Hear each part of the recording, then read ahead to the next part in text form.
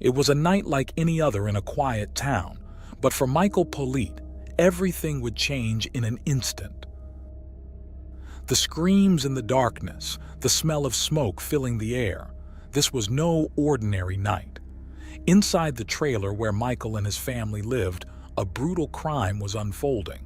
Rita Politte, a mother of 3, would be found lifeless, her body bearing the marks of a violent struggle. Michael was the first to call for help, but soon after, his actions and his words would come under intense scrutiny.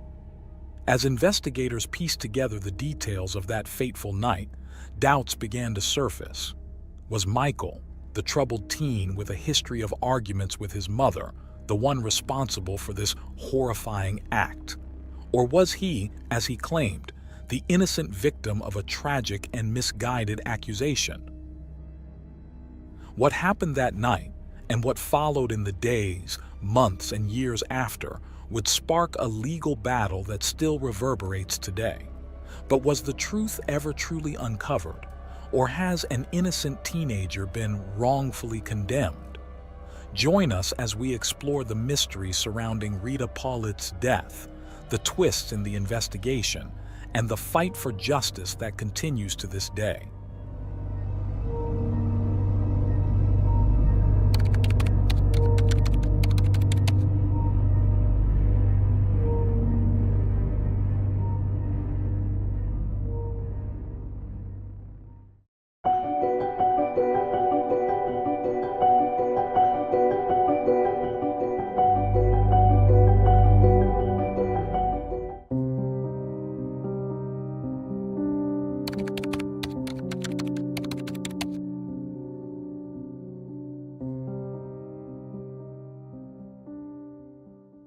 Michael Politte, born on November 3, 1984, grew up in the quiet rural town of Hopewell, Missouri, about 70 miles southwest of St. Louis.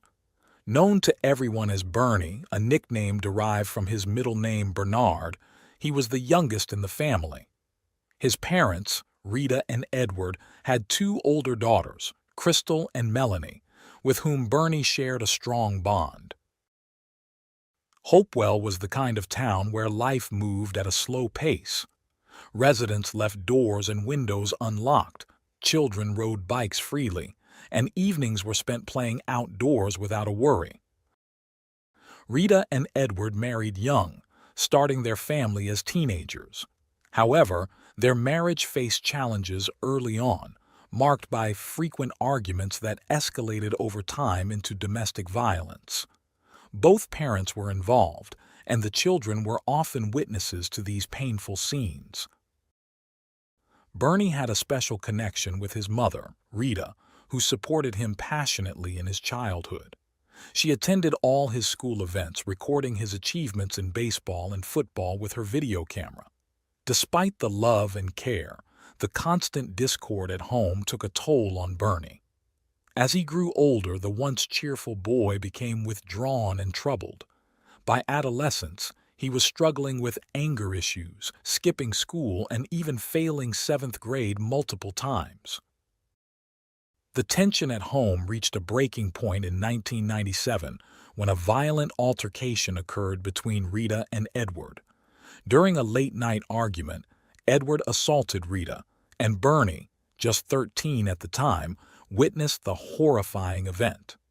By early 1998, the strain in the family had deeply affected Bernie, leading to a heated argument with his mother. In a fit of rage, he threatened both her life and his own. This intense confrontation resulted in Bernie being hospitalized. After this incident, something shifted for Rita. Realizing the impact of their toxic marriage on her children, she filed for divorce in the summer of 1998 after over 2 decades of marriage. The divorce was contentious, but Rita managed to secure the family trailer and a portion of Edward's pension as child support. Bernie's relationship with his mother began to heal, and they grew close once more, even as he navigated the complexities of splitting time between his parents due to joint custody. On December 4, 1998, Rita, then 40, had just finalized her divorce 4 days earlier. That evening, she worked a shift at a local bar and stayed out briefly to celebrate with friends. Meanwhile, Bernie, now 14, decided to ride his bike to the general store to pass the time. Along the way, he ran into his friend, 15-year-old Josh, and invited him over for a sleepover, a common occurrence in their small community. The boys spent the evening playing chess and video games at the Politte family trailer. Later, they wandered to the nearby railroad tracks to light a bonfire, a typical pastime for kids in the area. Rita returned home around 11 p.m., bringing sandwiches for the boys. She wished her son good night and asked him not to stay up too late. Despite her suggestion, Bernie and Josh weren't ready for sleep just yet. They decided to extend their evening with some music and a little marijuana, enjoying their carefree time together. When they finally decided to call it a night, Michael climbed into his bed while Josh set up a makeshift bed on the floor.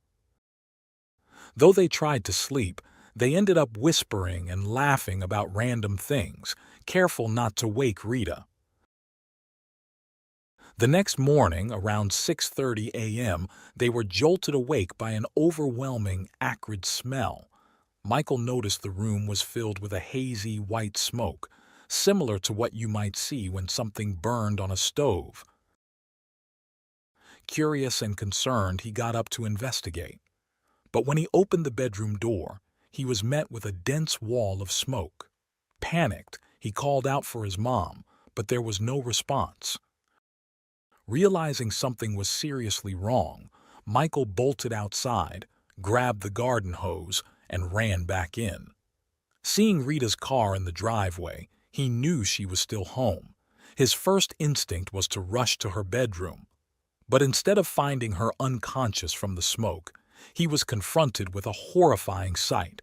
His mother's body was on fire, her upper torso engulfed in flames, and blood streaked down her legs. Frozen with shock, Michael fell to his knees, unsure of what to do. Desperately, he tried to extinguish the flames, but the hose didn't reach her room. The smell of burning flesh and the sound of the crackling fire burned into Michael's memory, haunting him long after that terrible morning. Meanwhile, Josh ran out to get help, and neighbors, hearing the commotion, called the police and fire department. When first responders arrived, they described the scene as something out of a nightmare. The house reeked of smoke and charred remains. After extinguishing the fire, investigators immediately realized this wasn't just a tragic accident. Rita had suffered brutal injuries inflicted with a blunt object, primarily to her head and upper body. Blood spattered the floor, walls, and furniture, painting a grim picture of a violent struggle. The fire chief confirmed that an accelerant had been used to set her body ablaze, but no other clues were found. No murder weapon, no signs of forced entry, and no forensic evidence pointing to a suspect. Michael, overwhelmed with grief, called his sisters to tell them that someone had broken into their home and killed their mother. Both sisters rushed to the scene and found their brother sitting in a police car, his face smeared with soot and tears.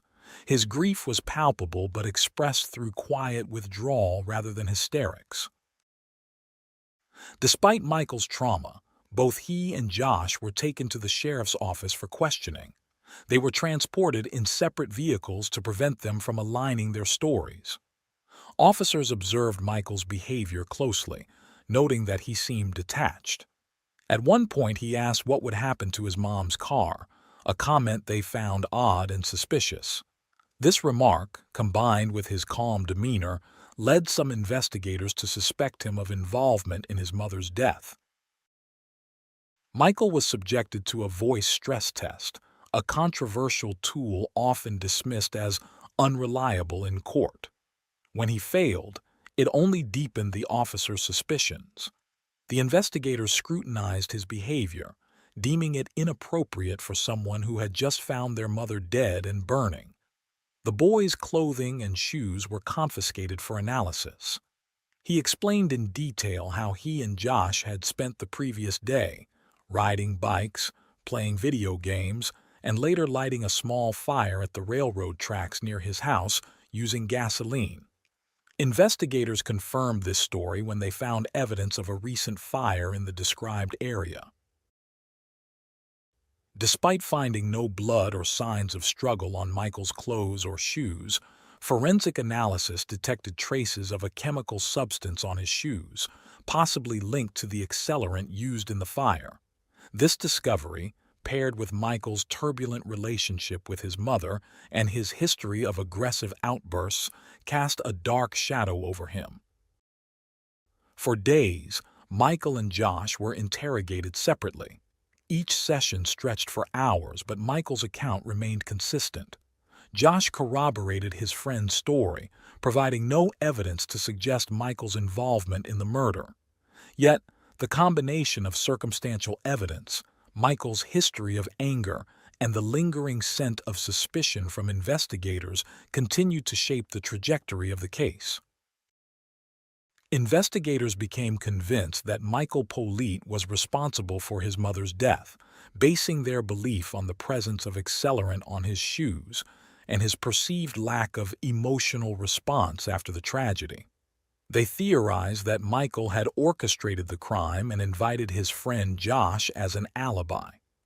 Their relentless questioning eventually yielded a breakthrough. 2 days after the incident, Josh made a statement that significantly weakened Michael's defense. He claimed that during the night, he woke up to noises and screams only to realize that Michael was no longer in the room. This statement was recorded on video and later became pivotal in the case. However, Josh later confided in his mother that he had been subjected to intense interrogation tactics. He admitted he felt confused, unsure of what was real and what wasn't. The police had suggested he might be lying or even implicated him in the crime, leaving the teenager terrified. Despite both boys denying any involvement, Josh's recorded statement was enough for authorities to act. Michael Politte was arrested 2 days after the crime, accused of murdering his mother. Josh's words undermined Michael's claim that he and Josh had been together all night and woke up simultaneously at 6:30 a.m. to the smell of smoke. Michael's family, including his sisters and his father Edward, were shocked by the arrest. While they acknowledged Michael's temper, the idea that the 14-year-old could brutally kill his mother and set her body on fire was inconceivable. His loved ones were convinced a mistake had been made and hoped the truth would eventually come to light. However, Michael remained in custody for 3 years awaiting trial. During this time, prosecutors offered Michael a plea deal: plead guilty to intentional homicide and receive a sentence of no more than 15 years in prison, avoiding a potential life sentence. Michael refused, steadfastly maintaining his innocence. He insisted he could never harm his mother, the person he was closest to in the world. His decision meant the case would go to trial. The trial began in January 2002, with Michael now 17 years old.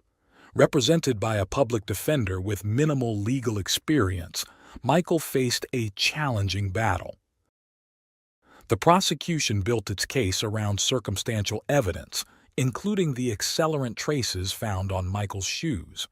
Investigators argued that the accelerant matched both the fire Michael and Josh had lit for fun at the railroad tracks and the one that consumed the Politte family home.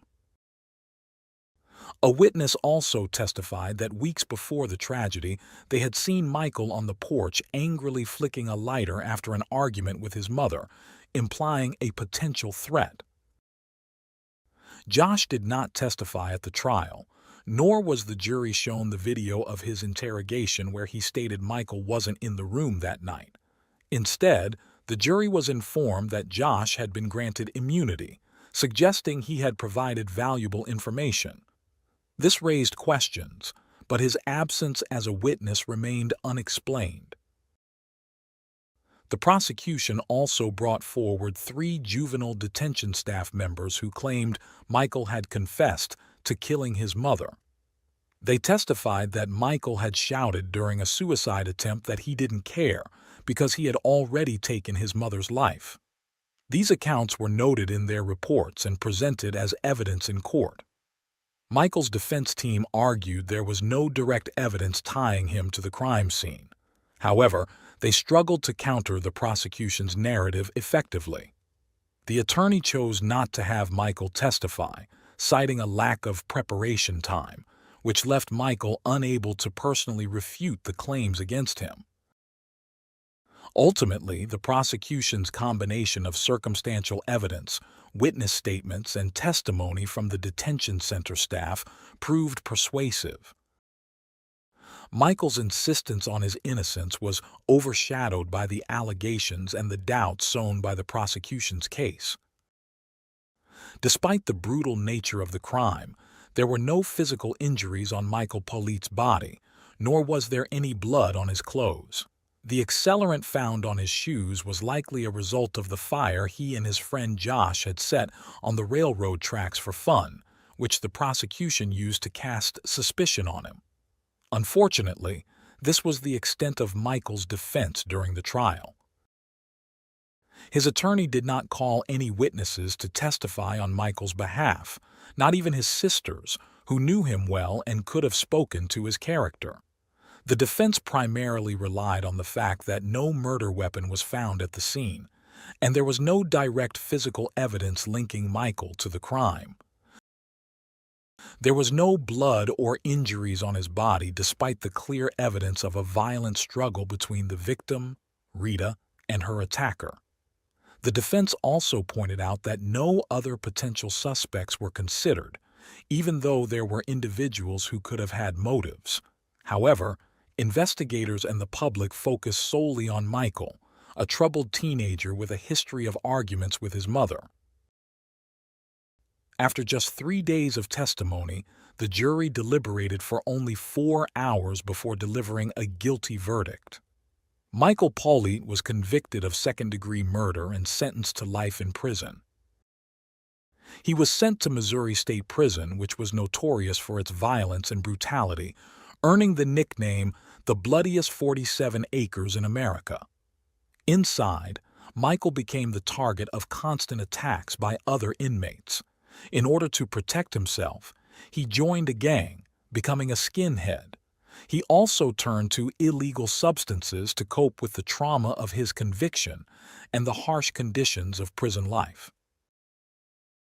Meanwhile, his father, Edward Politte, tried to help by hiring an attorney to file an appeal.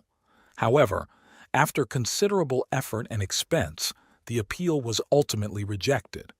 Edward later claimed that the lawyers he hired were ignoring him and not responding to calls or emails. In a desperate attempt to force action, Edward threatened to file a complaint against them, but it was later revealed that he hadn't actually contacted the attorneys at all. This betrayal devastated Michael, who was already struggling in prison. The rift between father and son became irreparable, and Michael refused to speak to his father again. 5 years after his conviction, Michael reached out to a non-profit organization that worked on cases of wrongful conviction. They agreed to take on his case, and with their support, Michael turned his life around. He stopped using drugs and began focusing on the possibility of proving his innocence. The non-profit organization worked tirelessly to investigate the details of Rita Politte's tragic death, and after 10 years of careful research, a new legal team joined the effort. The new defense team meticulously examined all the evidence and believed that Michael had been convicted simply because he was an easy target, a vulnerable teenager who had no one to defend him. The loss of his mother had marked the beginning of his downward spiral, but now, with a committed legal team behind him, Michael's case was about to take a significant turn. The prosecution's case was based on several key points, including the claim that an accelerant had been used to start the fire. However, the fire chief's testimony was revealed to be based on mere speculation, as no laboratory tests had been conducted to verify the presence of any accelerants. When the lab did test Michael's shoes, they found no trace of accelerant. Instead, the substance found on his shoes was determined to be a chemical used in shoe manufacturing, which had been mistaken for gasoline. The Missouri State Crime Lab agreed with this conclusion, stating that the solvents used in shoe adhesives bore similarities to gasoline, a fact that was not widely known in the late 90s. Additionally, the prosecution relied on testimony from 3 witnesses who claimed to have heard Michael confess to killing his mother. However, Michael insisted that what he actually said was that he didn't care because someone else had taken his mother's life. At the time, Michael was severely stressed and contemplating suicide, and his statement was misunderstood by the witnesses. One of Michael's attorneys later pointed out that, just as we talk about tunnel vision, people can hear what they want to hear. The police had documented a violent struggle, with blood spattered across walls and furniture, but Michael showed no signs of injury. How could a 14-year-old commit such a brutal crime without leaving a trace? It seemed impossible, yet this was the evidence used to convict him.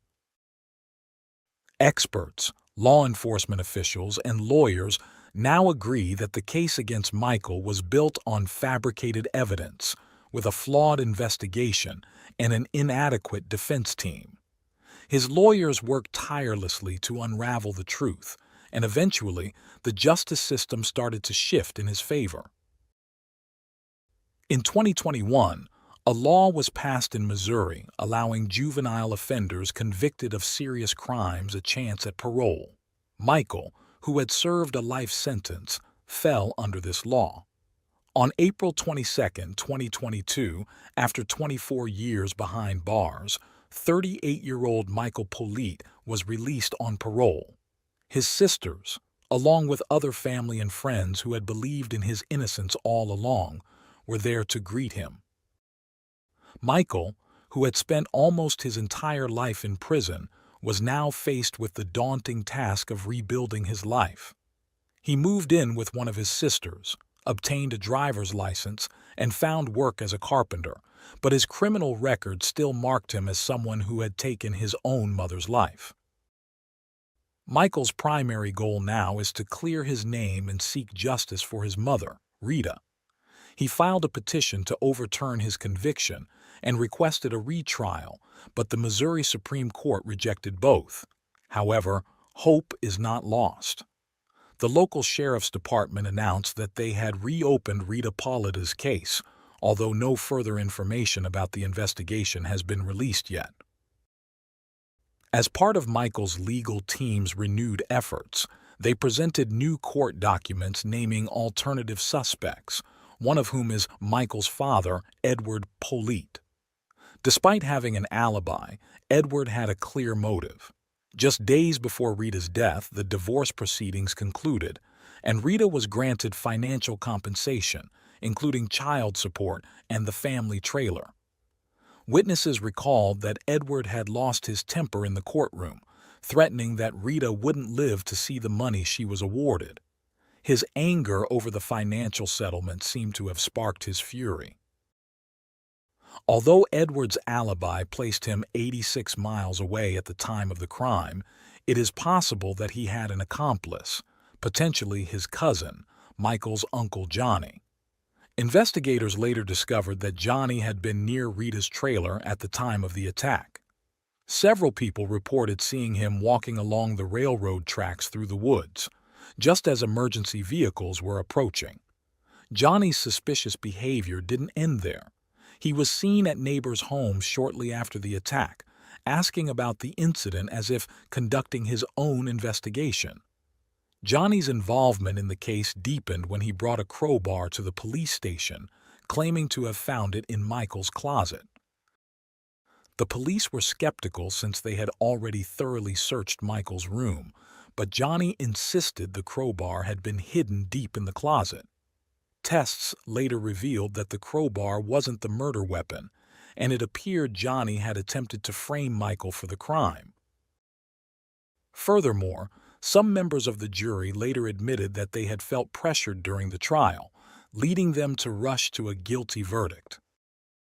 The deliberation lasted just 4 hours, and some jurors admitted that they didn't take the time to fully consider the complexities of the case. To them, Michael's life didn't seem worth extended deliberation.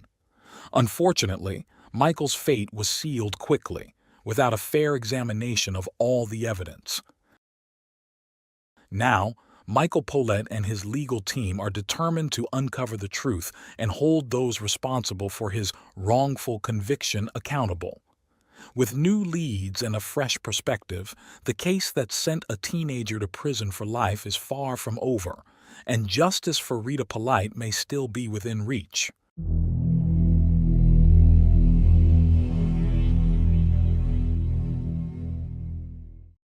Thanks for tuning in to Unreal True Crime. If you're intrigued by mysteries from around the world, check out our new channel, Latin Crimes, where we dive into the gripping true crime stories of Latin America. Don't miss out. Subscribe now for more thrilling investigations.